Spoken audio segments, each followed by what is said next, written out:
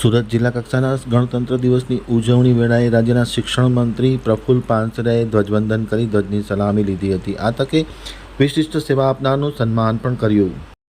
હવે જોઈએ કામરેજ આમતક ન્યૂઝ બ્યુરોનો એક વિસ્તૃત અહેવાલ। સુરત જિલ્લાના ઉમરપાડા તાલુકાના વાડી સૈનિકના સ્કૂલના પટાંગણમાં ગણતંત્ર પર્વની જિલ્લા કક્ષાની ઉજવણી અંતર્ગત રાષ્ટ્રધ્વજ તિરંગાને સલામી આપી અને સૌને શુભકામના રાજ્યના શિક્ષણ મંત્રી અને કામરેજના લોકપ્રિય ધારાસભ્ય પ્રફુલ્લભાઈ પાનસરિયાએ પાઠવી હતી। ખાસ કરીને સુરત જિલ્લાના ઉમરપાડા તાલુકાના વાડી સૈનિક સ્કૂલના પટાંગણમાં ગણતંત્ર પર્વની જિલ્લા કક્ષાની ઉજવણી કરવામાં આવી હતી। આ પ્રસંગે ખાસ કરીને કામરેજના ધારાસભ્ય અને રાજ્યના શિક્ષણ મંત્રી પ્રફુલ્લભાઈ પાનસરિયા ખાસ ઉપસ્થિત હતા। તેમની ઉપસ્થિતિમાં ધ્વજવંદન સમારોહમાં પોલીસ બેન્ડની મધુર સુરાવલીની ધૂન વચ્ચે પોલીસ સહિત અન્ય સુરક્ષા જવાનોની પરેડનું નિરીક્ષણ કરી અભિવાદન ઝીલ્યું હતું।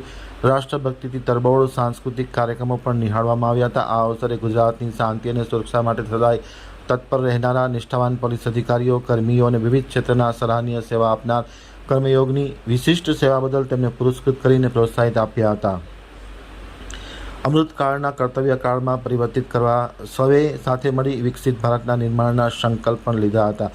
આ પ્રસંગે ખાસ કરીને પ્રફુલ્લભાઈ પાનસરિયાએ પોતાના ઉદ્બોધનમાં જણાવ્યું હતું કે દેશ વિકાસ તરફ હરણફાળ ભરી રહ્યો છે, ગુજરાત પણ વિકાસની તરફ હરણફાળ ભરી રહ્યો છે। ત્યારે આવતા દિવસોમાં ગુજરાત અને દેશ એક ઉચ્ચ કક્ષાએ છે તેવો આશાવાદ પણ પ્રફુલ્લભાઈ પાનસરિયાએ વ્યક્ત કર્યો હતો અને સૌને ગણતંત્ર દિવસની વિશેષ શુભકામના પણ પાઠવી હતી।